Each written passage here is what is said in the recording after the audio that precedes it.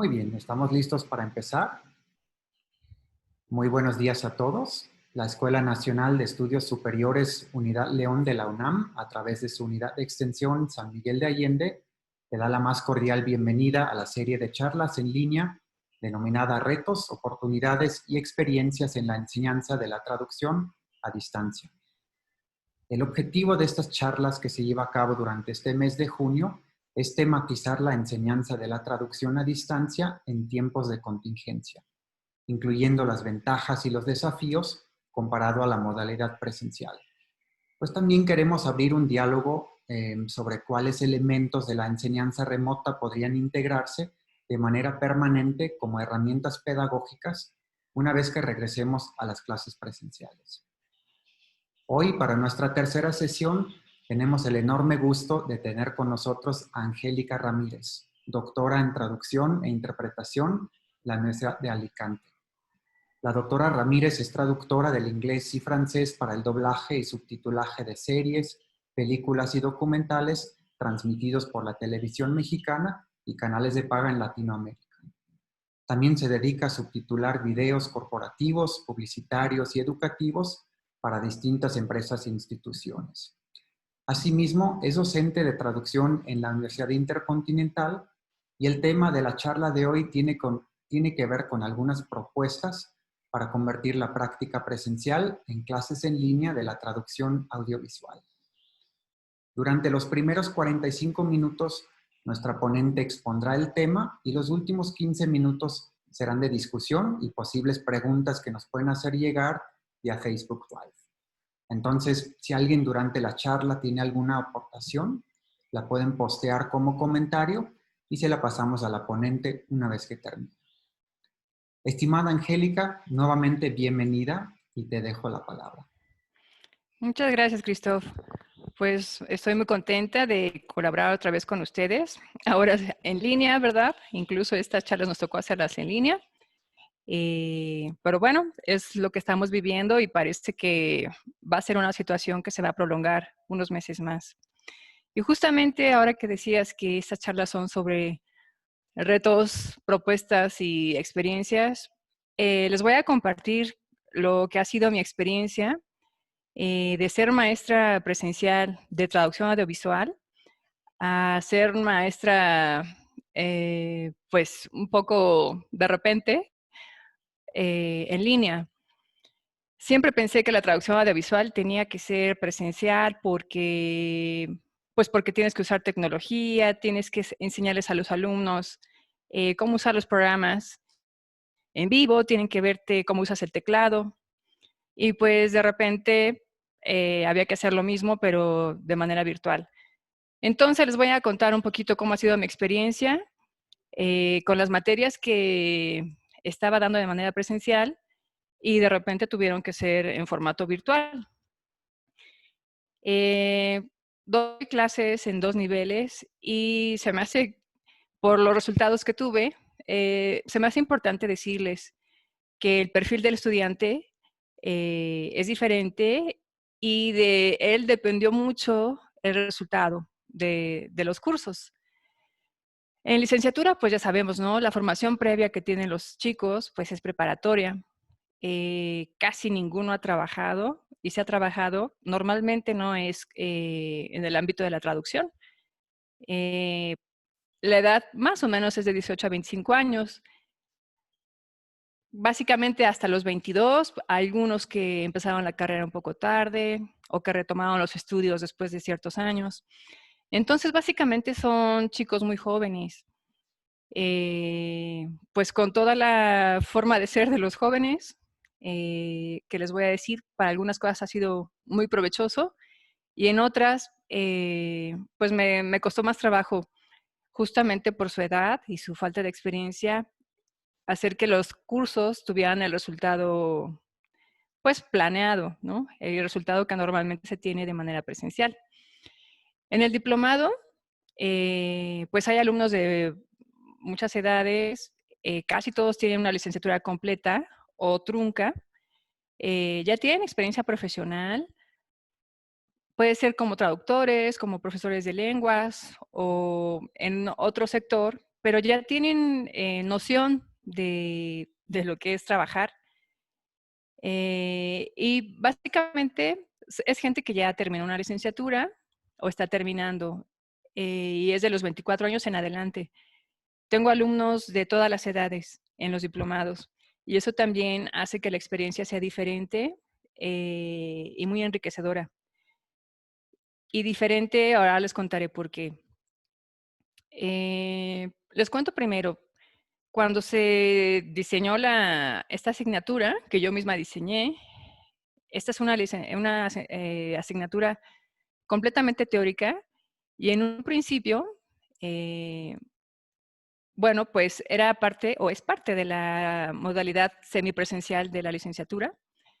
Esto siempre fue pensado así, pensado en que fuera en línea y me pareció también interesante los resultados porque a pesar de haber sido contemplada como una asignatura virtual, después del primer semestre en que la impartí, por el perfil del alumno, me doy cuenta que tengo que hacer unos cambios. Entonces, incluso esta materia que estaba originalmente diseñada para que fuera en línea, pues tiene que tener modificaciones por el hecho de ser de traducción audiovisual. Y bueno, más o menos para que tengan una idea, les voy a contar un poquito del contenido de esta materia, que a lo mejor suena pesada, fundamentos de la traducción audiovisual. Lo que intenta esta materia es que los chicos conozcan todo el espectro de modalidades de la traducción audiovisual. Desde el momento en que deben aprender que un video, pues también es un texto, porque hay algo que se cuenta, hay algo que está estructurado, aporta información, conmueve, convence. Entonces, en ese sentido es texto, pero el video además cuenta con pues otros códigos en que se da la información, el código visual, acústico, y sobre todo, ¿qué implica eso para un traductor? ¿Cuántas veces los que se dedican a otro tipo de traducción, traducción de textos o interpretación, han visto la oportunidad de dedicarse a la traducción audiovisual, básicamente al subtitulaje, que es lo que más se solicita? Y seguramente lo enfrentan como si fuera traducción en sí. Y eso quiere decir que dejan de lado la manera en que un video te proporciona la información. Entonces, básicamente esta clase es para que vean en qué consiste el producto audiovisual, qué características tiene y después las modalidades, ¿no? Como les digo, es una clase teórica, entonces hacemos un repaso de qué es el subtitulaje, qué características tiene, qué es el doblaje, cuándo se usa, el voiceover, el subtitulaje para sordos y la audiodescripción. Todo como una introducción a las modalidades, porque les digo, aquí no tenemos práctica. Eso viene para otras materias. ¿Y qué actividades tienen? Pues cada semana tienen asignada una lectura, que debo decirles, este semestre, eso no lo decidí yo, pero la plataforma funcionó como un repositorio nada más, y eso tuvo sus consecuencias. Eh, entonces, las lecturas están asignadas y distribuidas desde el principio por semana, y para cada lectura hay una actividad diferente, que puede ser un mapa mental, hacer una reseña, un resumen, hacer presentaciones sobre el tema. Y hay algunos foros de discusión en los que pueden participar, no para todas las semanas, pero bueno, podían abrir una especie de discusión eh, que está abierta durante toda la semana y eso también tuvo consecuencias, porque no fue en tiempo real, sino cuando los chicos, después de haber hecho la lectura, decidían poner su opinión en el foro. Y también una actividad fue que yo les decía qué videos tenían que analizar para analizar justamente la modalidad, ¿no? Si estaban subtitulados, si tenían un subtitulaje para sordos o audiodescripción. Entonces, básicamente, estas eran las distintas actividades que tuvieron durante todo el semestre. Y bueno, pues los resultados no fueron exactamente como yo había planeado. ¿Por qué? Pues resulta que los alumnos no leen todo lo que se les da, hacen lecturas incompletas. Creo que esto tiene mucho que ver, en primer lugar, con la carga de trabajo de la misma materia y además de las otras materias, que encima, como todas tuvieron que ser virtuales, pues la carga de trabajo para los alumnos fue mayor, porque las presenciales se convirtieron en virtuales. Entonces, creo que esa fue una razón para que no tuvieran completas las lecturas. Además de que por la edad no están acostumbrados pues, a leer cosas teóricas, todavía les falta pues, más conocimiento y más madurez analítica para comprender el contenido de un artículo especializado en traducción. Y aunque sea un tema que les gusta mucho, la traducción audiovisual, pues sí, creo que sí les resultaba tedioso. El problema es que no me exponían sus dudas. Yo me di cuenta de muchas cosas que entendieron mal cuando revisaba sus tareas, pero no tienen ¿cómo les diré? No es el atrevimiento, sino el valor de escribirle a la maestra y decir, no entiendo. ¿Me puedes explicar más? Y a veces me lo preguntaba alguna chica a la que conozco personalmente, pero incluso la pregunta venía después, ya que había hecho la tarea. Entonces, ese fue un problema que tuve muy grande, que no comprenden lo que leen cuando lo leen y no me exponen sus dudas. El tercer problema que tuve, por lo mismo que no digieren el contenido de la lectura, es que plagian mucho. No solamente copian y pegan, tal cual lo que dice el autor, que creo que este es un mal general, independientemente de la contingencia. A los chicos hay que hacerles más hincapié en que copiar y pegar significa plagio y tienen que hacer el esfuerzo de digerir la información y escribir lo que comprenden. Eso lo recalco cada semana, pero no he tenido buen resultado. Sobre todo con los trabajos que son mapas mentales, resúmenes, o sea, incluso en un resumen es copiar y pegar. Y ese, pues, no es el cometido, ¿no? No es el objetivo de hacer un resumen. Y lo más triste es que no solamente plagian a los autores de los artículos, sino a sus propios compañeros. Me di cuenta, y esto es algo a lo que me enfrento cada semestre, de que los chicos copian el trabajo íntegro de su compañero y simplemente si uno lo presenta en Word, el otro lo presenta en PDF. Pero claro, después de leer la misma versión, que encima tiene los mismos errores, pues te das cuenta, ¿no? Es muy difícil engañar, es muy triste que te quieran engañar. Eso nada más te demuestra que no tuvieron el interés suficiente para hacer la actividad y ni siquiera la lectura. Y bueno, esto es cuando son las tareas en donde tienen que redactar. Pero luego llegamos a los foros de discusión y resulta que es muy monótono, porque la consigna es que participen por lo menos comentando lo que aportan dos compañeros. Pero claro, cuando tienes grupos grandes y alrededor son, no sé, 25 más o menos, pues se vuelve muy monótona la actividad. Para empezar, porque no es en tiempo real.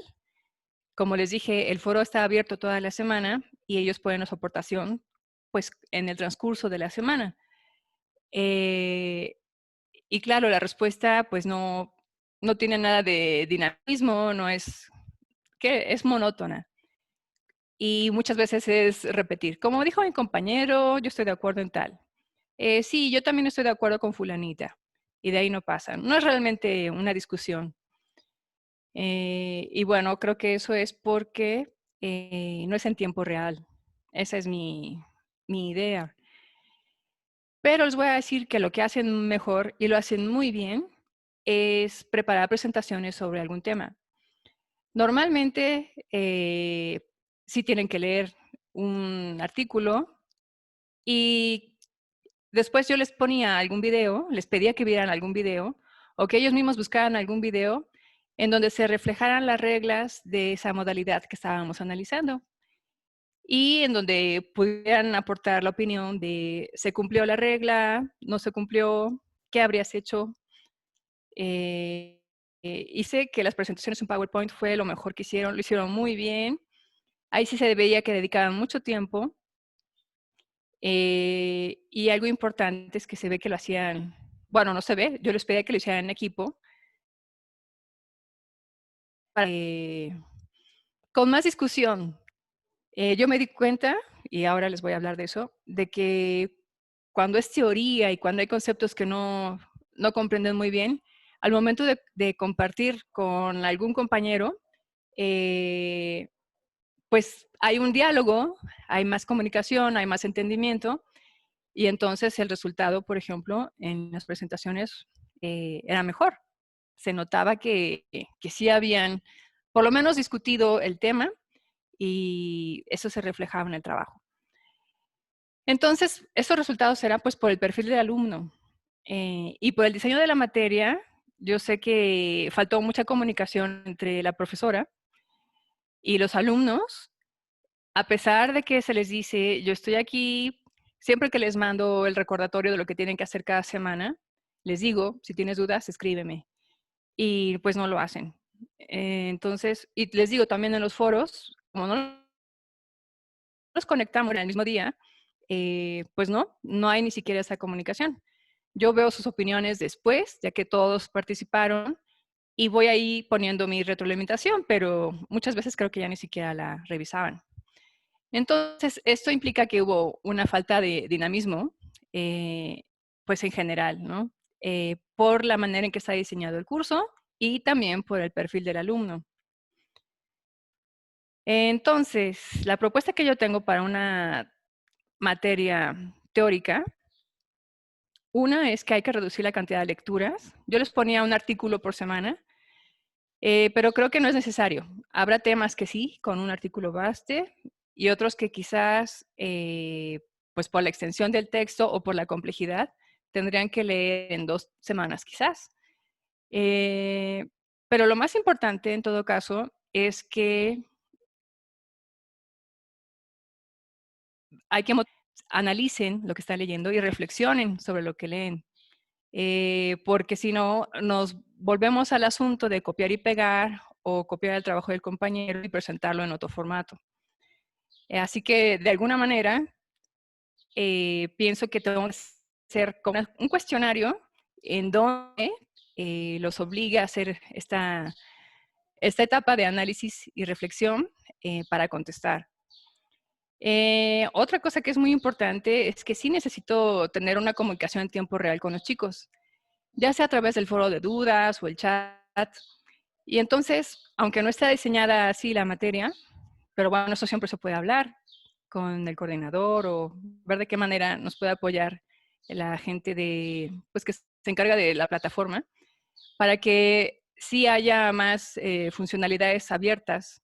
Y a lo mejor decirle a los alumnos, yo voy a estar conectada todos los días de 5 a 6 o no sé, si las entregas son los domingos y tienen que empezar actividad nueva el lunes y yo sé que no van a leer desde el lunes ni el martes, quizás decirles el viernes voy a estar conectada de 4 a 7 para tus dudas.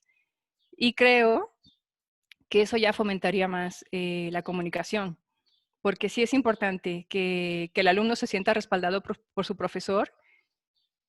Y claro, eso que presencialmente podría resolverse con alzar la mano y preguntar, pues aquí implica mandarle un mensaje personal, exponer sus dudas, y creo que a veces por timidez no lo hacen.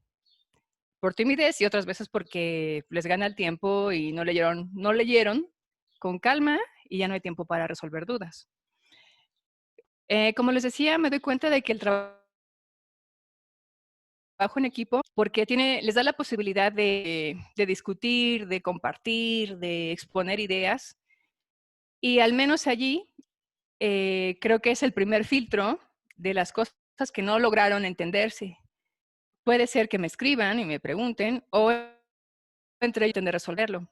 Y de cualquier manera, esto es mucho mejor que simplemente copiar y pegar. Y además de que y lo hacen muy bien, les gusta mucho hacer presentaciones, las hacen muy bien con toda la modernidad. Lo que estoy haciendo yo no es nada moderno, ya lo sé, en comparación con los alumnos.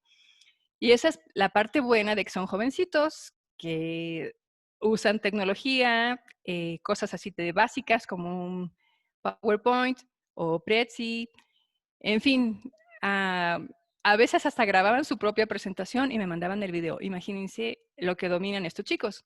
Entonces, eso es algo que hay que explotar, su dominio o su capacidad para aprender de la tecnología. Y dependiendo del grupo, pues el equipo podría ser de 4 hasta 5 alumnos. Y claro, la complejidad del trabajo pues, tendría que aumentar, ¿no? Dependiendo del número de alumnos. Pero como eran grupos grandes, creo que hacer presentaciones entre 4 estaría muy bien. Eh, y por supuesto, continuar con el análisis de subtitulaje para sordos, el análisis de todas las modalidades, obviamente a través de videos, pero siempre basado en lecturas.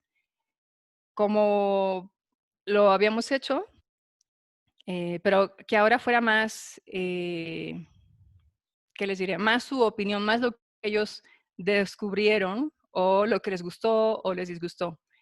En donde se impliquen más y me den su opinión. Eso es algo muy importante que observé. Es muy importante que el chico sienta que su opinión cuenta y que él también aporta, que él como espectador también tiene mucho que aportar para el estudio de la traducción audiovisual. Y les voy a decir por qué, porque esa es la primera reflexión. Como espectador, hay cosas que no me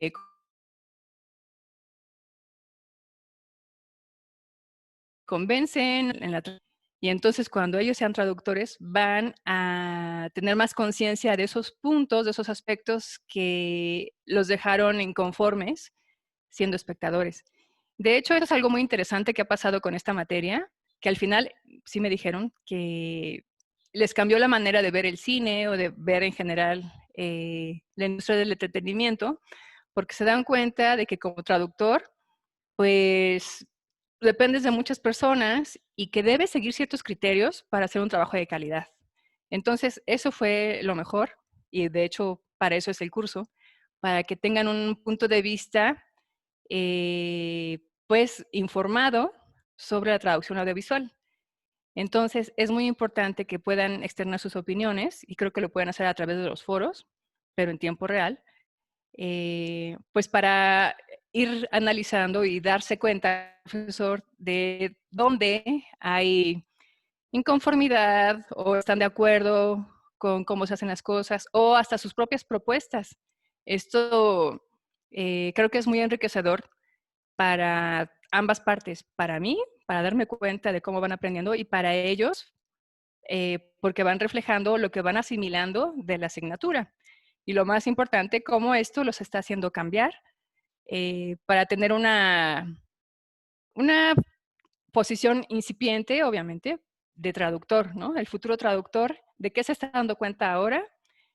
Cuando se pone a analizar las diferentes modalidades de traducción audiovisual y considera público diferente, metas, etcétera. Todo lo que tienes que tomar en cuenta cuando traduces. Entonces, esa fue mi experiencia con esa materia, que era originalmente en línea, así que la dinámica no cambió, pero ahora sé que hay que cambiar muchas cosas para que funcione más, porque la parte teórica es muy pesada.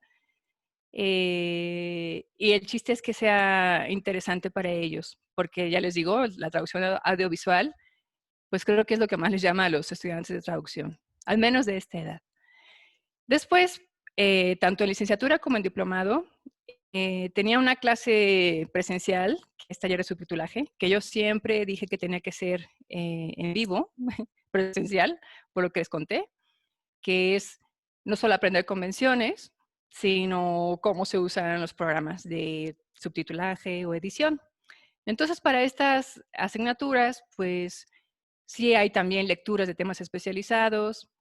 Eh, las actividades también son presentaciones de algún artículo en grupo, en equipo, perdón. En grupo analizamos los videos, vemos el contenido, a quién va dirigido, cuál es la intención del video. Es siempre el análisis que yo les digo a los alumnos, que debe ser el paso número 1 para traducir, analizar todo eso, ¿no? Y después cada alumno en su computadora traduce, subtitula. Algo que también fomentó mucho es que entre compañeros se revisen, porque uno no siempre se encuentra los errores.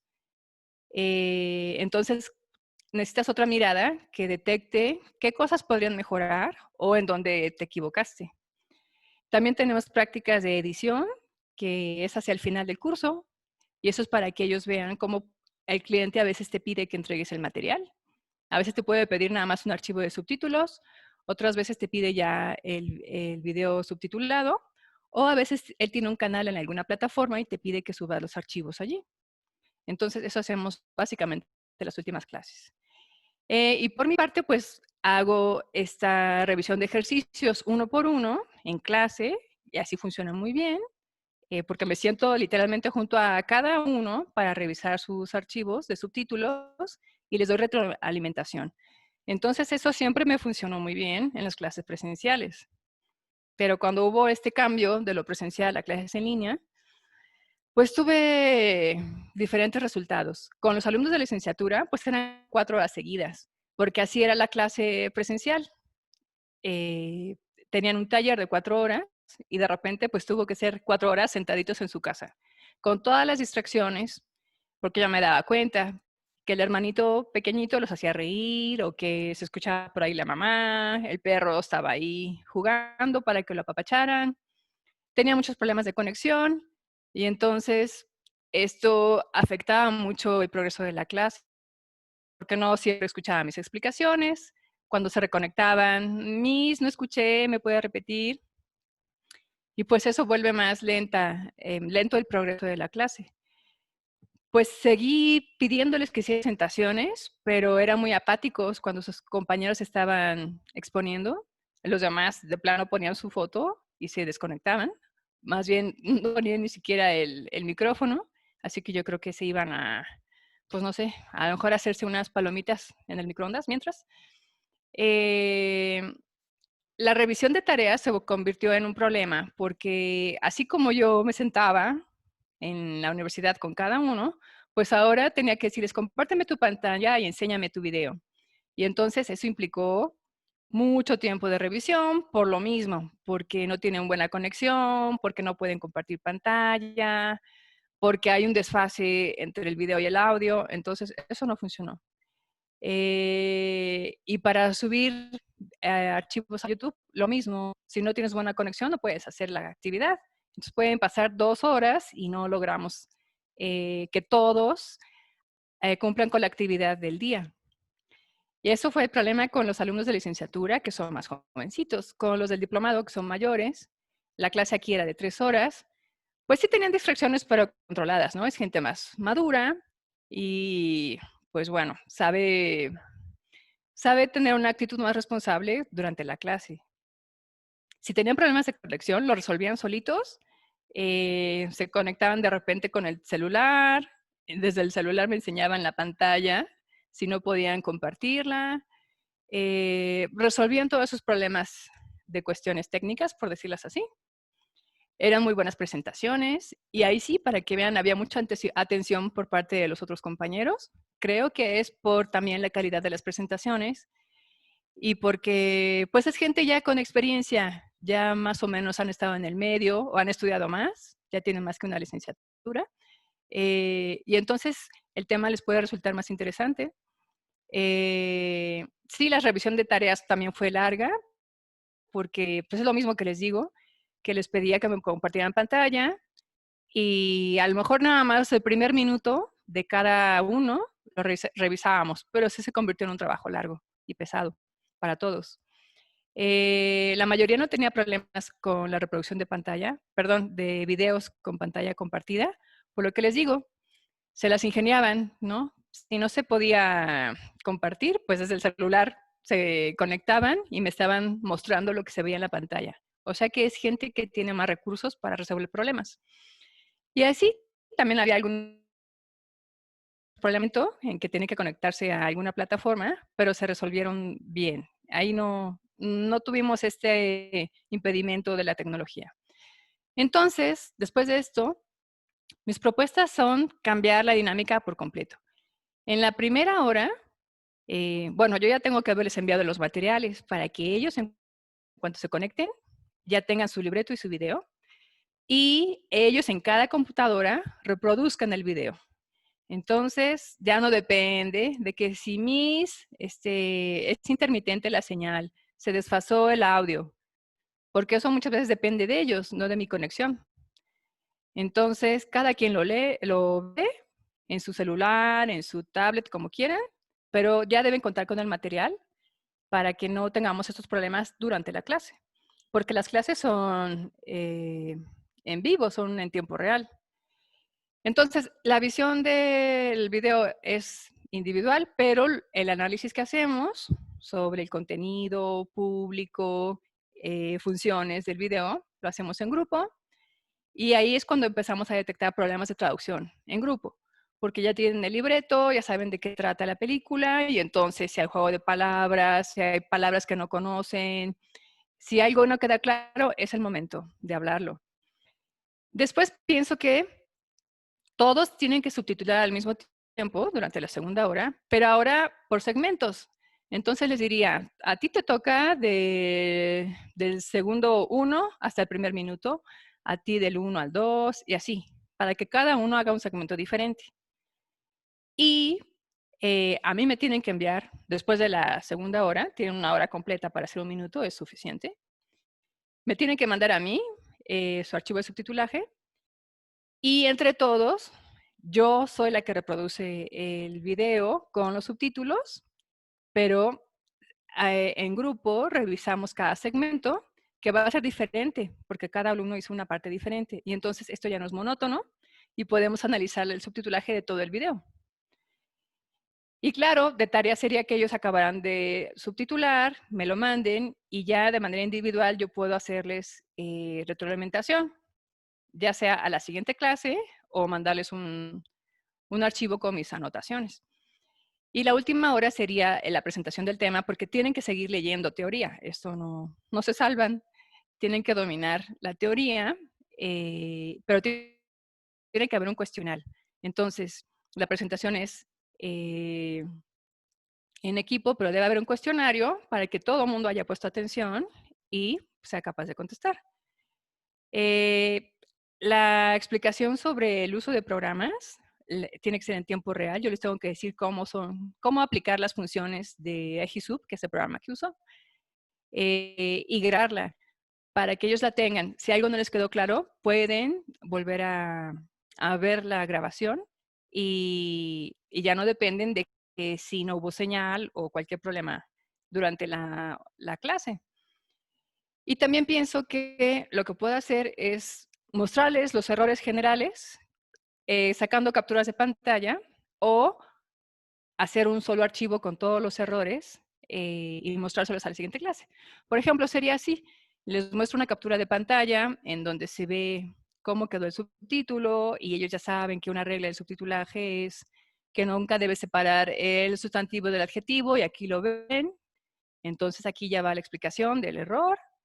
O en esta, que ya saben que nunca debe quedar un artículo al final de la primera línea. Y entonces aquí es muy claro el error.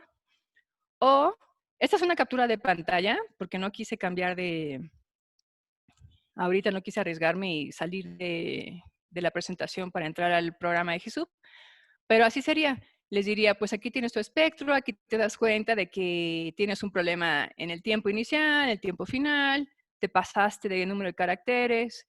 Y todo esto lo haría directamente yo formando un solo archivo con los diferentes segmentos que cada uno tradujo y explicándoles los errores que veo, pero en un solo archivo. Y entonces creo que eso haría más dinámica la clase. Y en general creo que estas propuestas podrían servir con otras modalidades. Todavía tengo 7 minutitos, ¿verdad, Christoph? Bueno, creo que sí. Y es Angélica, adelante. Ok. Y tendría que ser así, una dinámica pues mucho más activa, en donde se sigan más o menos estos pasos. Para cada clase pues debes tener el material con anticipación. A mí no me gustaba mucho eso porque me interesa mucho despertar el factor sorpresa, pero pues no, lo mejor es que cada quien tenga su libreto y su video antes de la clase. Em, Obviamente, pues hay que discutir las convenciones de cada modalidad.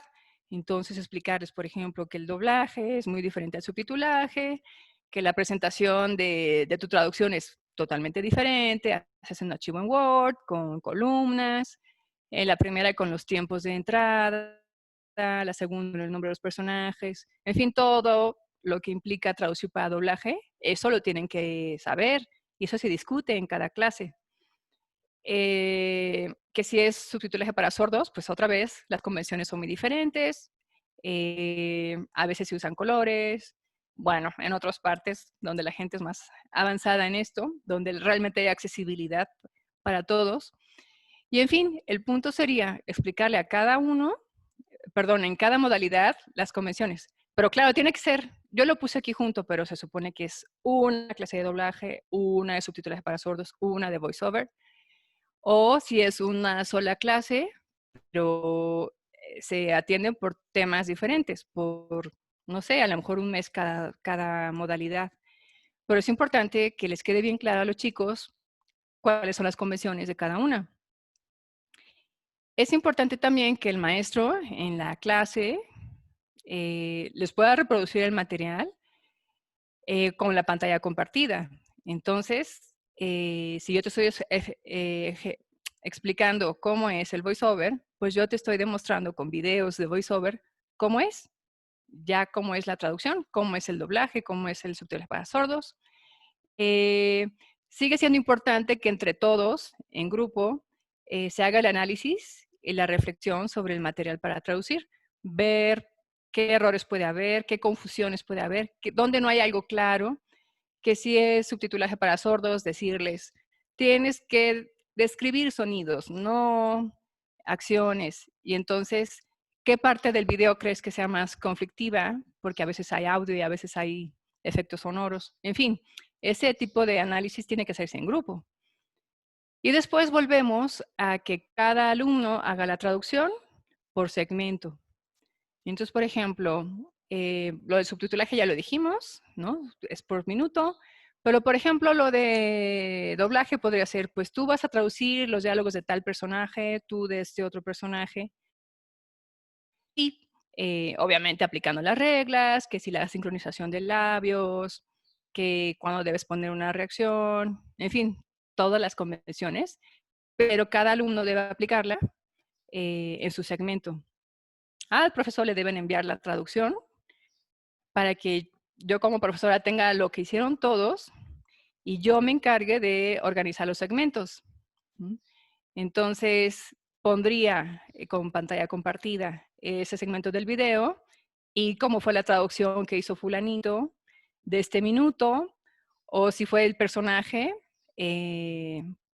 pues lo ideal sería reproducir el video y que él intentara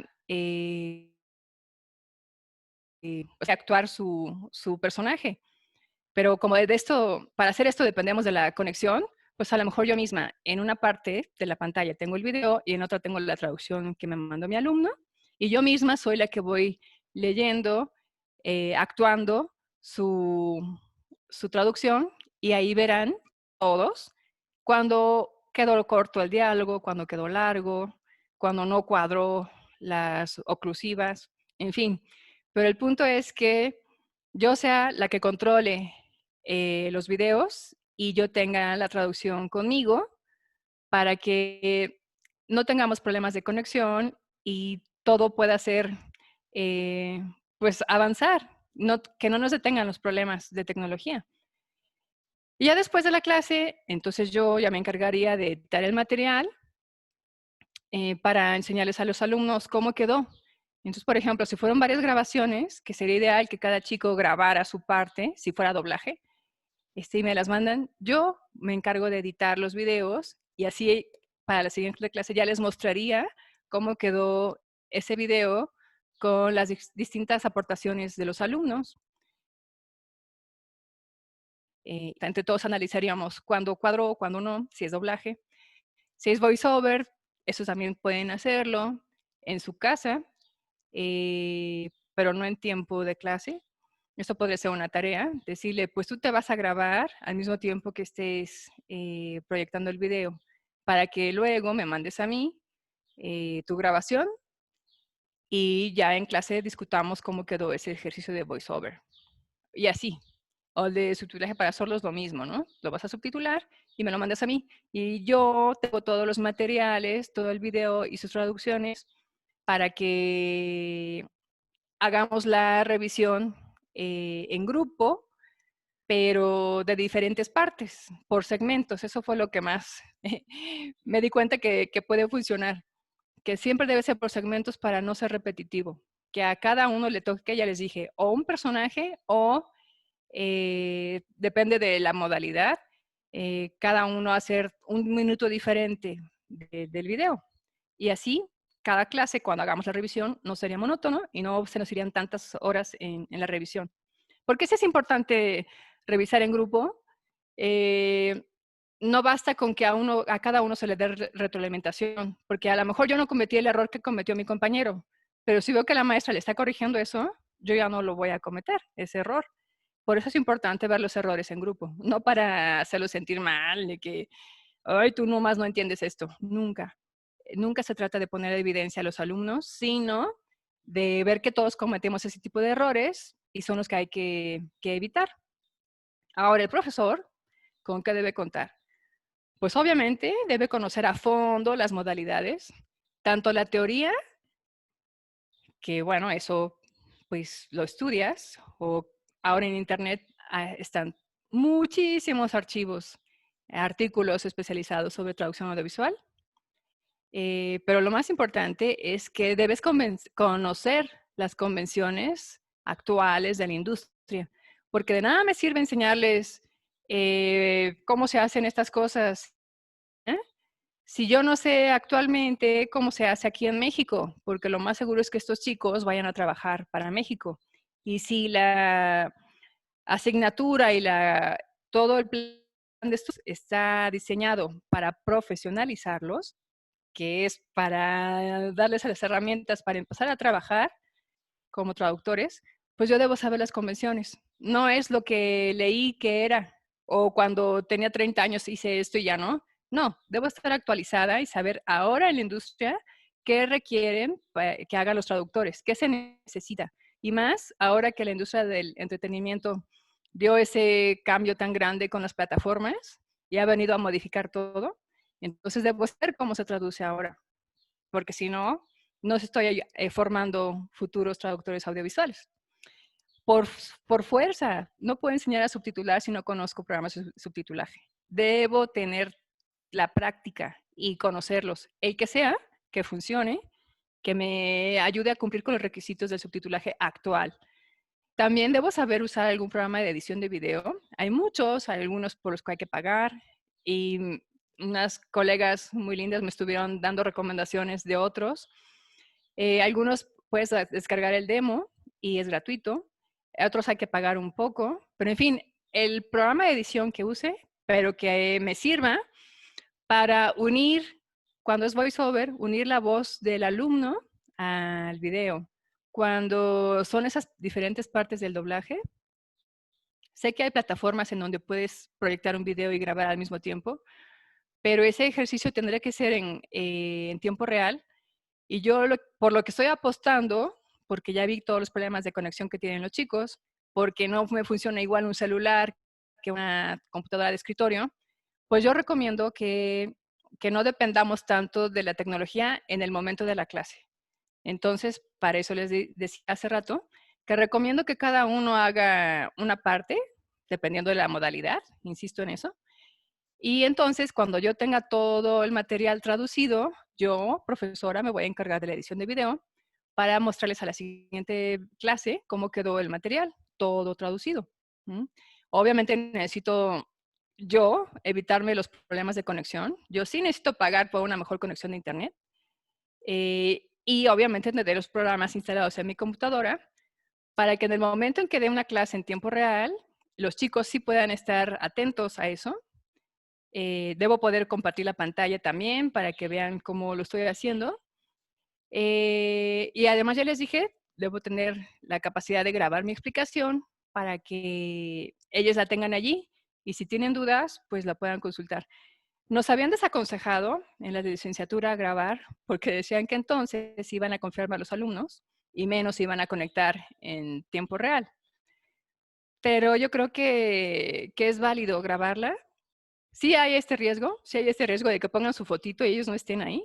Pero entonces, como también nos insistieron las autoridades, hay que decirles, voy a estar sacando capturas de pantalla y tienes que estar allí. Tu foto no vale, si pones la foto es como si no estuvieras en clase. Y aunque esto suena así como muy drástico, pero pues es la manera de hacer que los chicos estén pues 4 horas seguidas ahí. Obviamente hay que hacer descansos, ¿no? Hay que, por eso les digo, cambiar la dinámica para que no sea tan pesado para ellos, porque por supuesto que es pesado. Si esa manera de diseñar la clase era para hacerla presencial, no para hacerla en línea, pero pues fue la manera en que tuvimos que salvar el semestre y simplemente dar la clase como originalmente la habíamos diseñado.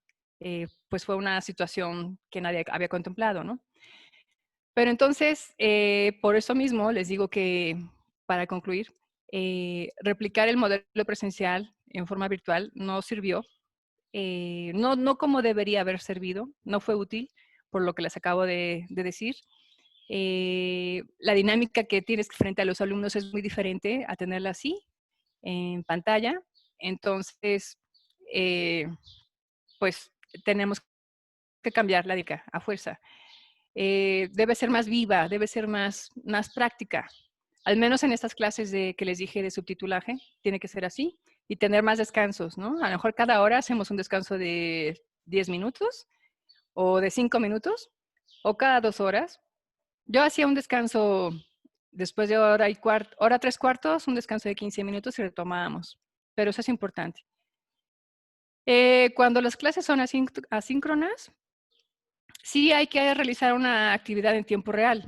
Como les decía, con la clase teórica, sí debo conectarme con ellos, ya sea a través del chat o el foro de dudas, y que sepan que yo estoy allí para que en ese momento me expresen sus dudas, porque no pueden aprender si no digieren lo que entendieron. Entonces, porque les digo, sobre todo si es teórico y no están acostumbrados a leer teoría, lo abstracto les cuesta mucho, pues hay que tener un espacio en vivo para que haya más comunicación. Me parece muy útil esta propuesta de revisar, más bien de hacer las traducciones por segmentos, que no hagan todos lo mismo, sino diferentes partes del video, para que así a la hora de revisar, abarquemos todo el video y no haya tanta repetición y no haya monotonía.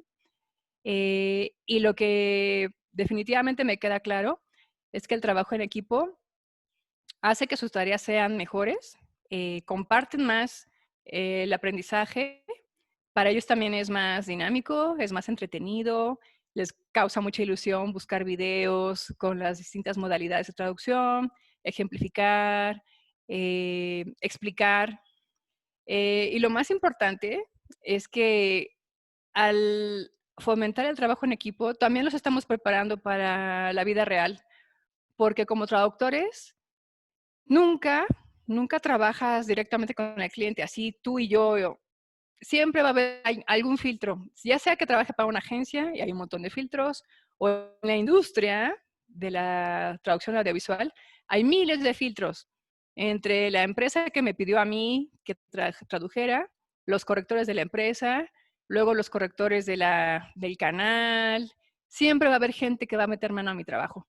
Y entonces los alumnos tienen que aprender a defender su postura, a defender su trabajo, a defender sus decisiones, pero también deben aprender a abrirse a lo que el cliente pide y a mejorar, a adaptarse a lo que constantemente va cambiando, porque esta industria cambia muchísimo, cambia muy rápido por los cambios que hay en la tecnología en sí. Y pues bueno, ahí ya llego al final de mi charla. Espero que les haya resultado de interés y pues ya, si tenemos tiempo para preguntas, Christoph.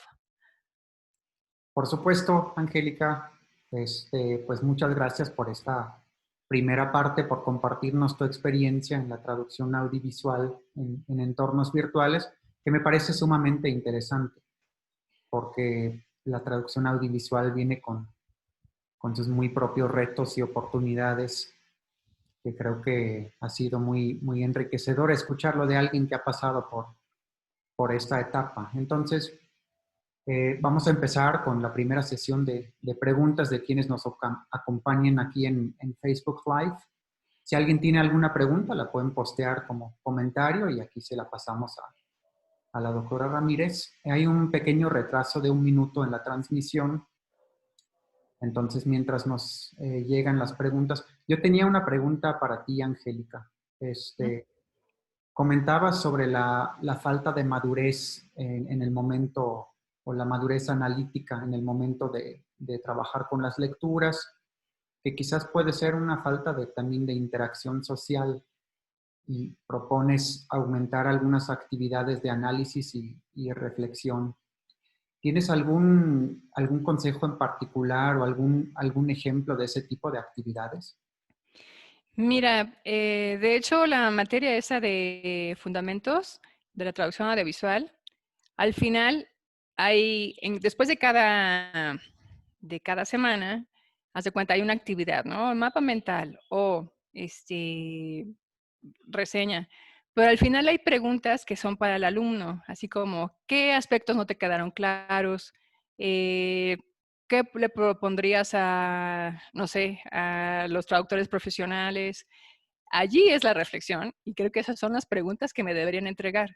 No son para ellos, deberían ser para mí, para saber exactamente qué están reflexionando, ¿no? Que primero yo hacerlos reflexionar y luego ellos qué opinan.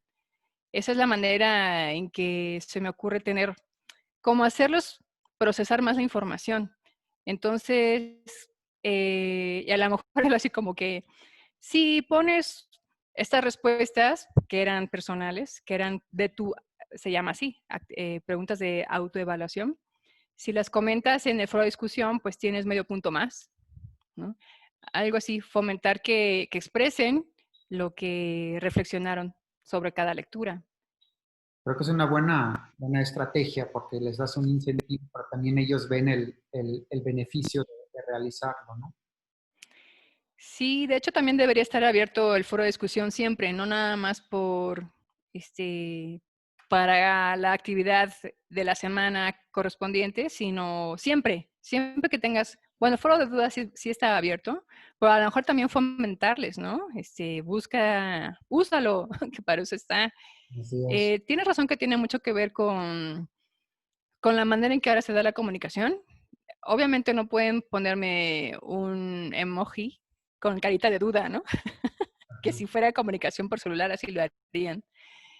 Tienen que atreverse a redactar y plantear la pregunta, pero fomentarles, ¿no? Ahí están los foros, escríbeme. Y decirles, si ya tu autoevaluación nos la compartes, si es sensata, si está basada en la lectura, pues te ganas medio punto. Y puede ser que por esta falta de interacción social, los mismos alumnos se tienen que ir acostumbrando a esa forma de expresarse y de reflexionar, ¿no? Ujú. Me da mucho gusto que nos acompañan también ponentes de las sesiones anteriores.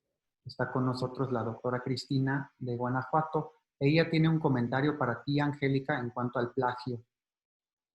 Dice, sí, el plagio es un problema por todos los lados. Como tú mencionas, es cuestión de seguir educando. Esto implica mucho trabajo para los maestros, regresando los trabajos para corrección y revisándolos varias veces. Ni mencionar que también autoplagia. Sí, Mira, la verdad es que se me hace inconcebible, pero bueno, me ha pasado en cada semestre, así que ya no debería ser inconcebible. Pero yo creo entender por qué es que no están interesados, es que o no les dio tiempo. Y aquí también siento que hay que ser un poquito, mira, de estar en el punto medio, ser comprensivo, porque yo no sé esta personita de 18 años qué problemas tiene familiares. Yo no sé si también tiene que dar clases de inglés o de alguna manera ayudar en casa. Y entonces no le da tiempo de hacer las lecturas. Pero creo que allí sí podría ser más flexible y decirles, bueno, ¿qué es lo que he hecho, eh? Si me entregas después de la fecha límite, te acepto el trabajo, pero sobre 9. Si me lo entregas 2 días después, sobre 8.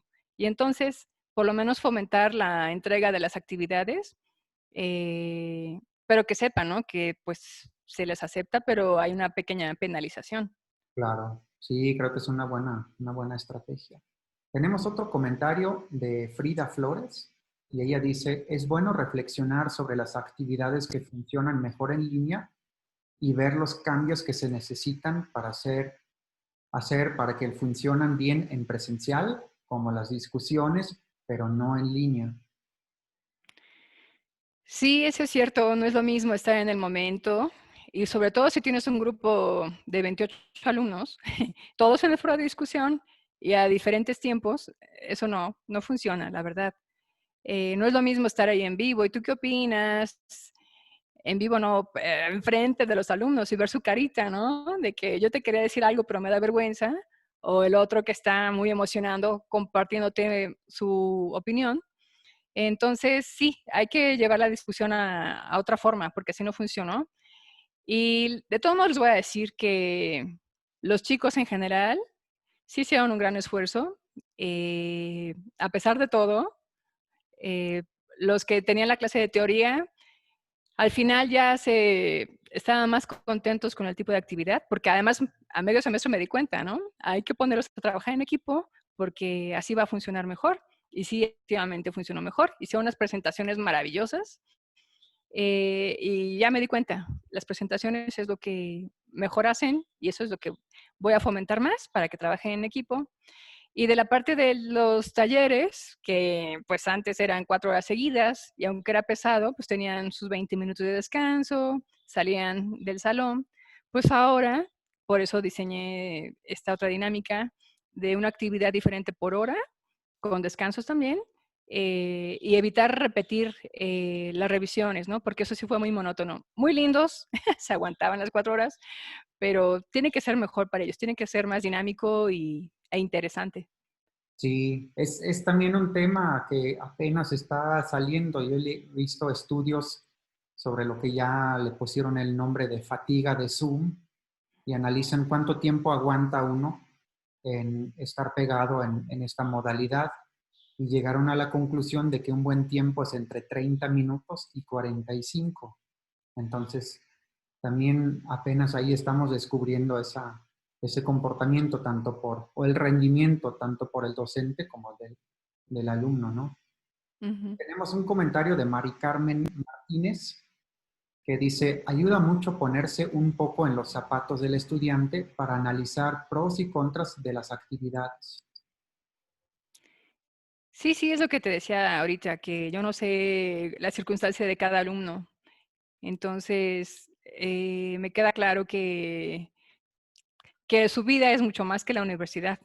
Entonces, pues por eso pienso que si les pongo actividades más, que sean más reflexivas, que sean más dinámicas, hasta más lúdicas, van a disfrutar más la clase y creo que se van a comprometer más con la materia.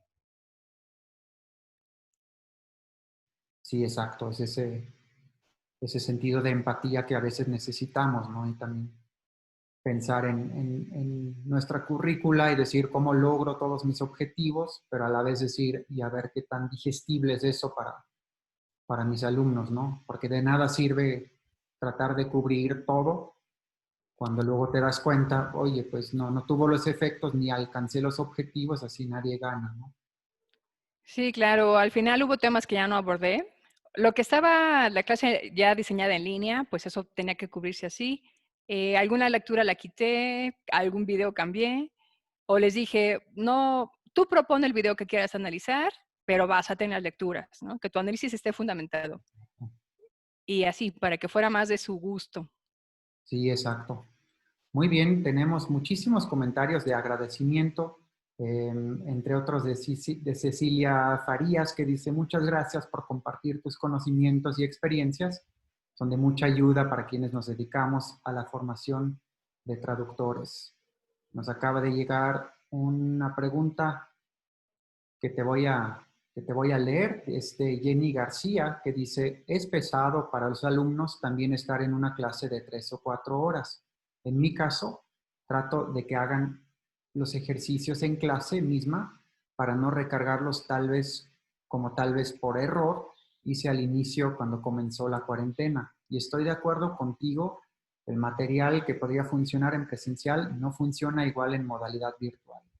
Yo ya tengo las presentaciones preparadas y lo que hago es que suban en ese momento las actividades y las reviso de forma asíncrona y les dejo comentarios. En la siguiente sesión marco los focos de dificultades comunes.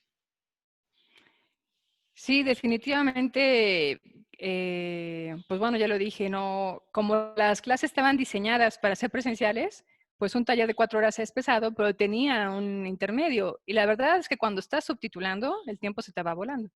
Entonces, así funcionaba, presencial funcionaba, pero en línea lo sufrieron los chicos. Y obviamente uno también, ¿eh? Porque siempre hablas de ellos, pero para ti, profesor, también es cansado estar hablando 4 horas, también te desgasta. Y lo peor que puedes hacer es que los chicos te vean cansado. Entonces, es un doble esfuerzo, ¿no? Es que aquí fingir y sacar la energía de donde se pueda para que nunca deje de ser dinámica la clase. Sí, exactamente. Ese es el objetivo principal. Pues muy bien, Angélica. Si no hay más preguntas, damos por concluida esta tercera charla. Te agradecemos muchísimo nuevamente estar aquí con nosotros. Esta serie de charla concluye la próxima semana, así que si gustan, aquí nos vemos el siguiente viernes para la última sesión. Cabe mencionar que estas sesiones también se graban y los subimos a nuestro canal de YouTube, que es UNAM San Miguel de Allende Online. Muchas gracias por su participación y que tengan un excelente día. Gracias.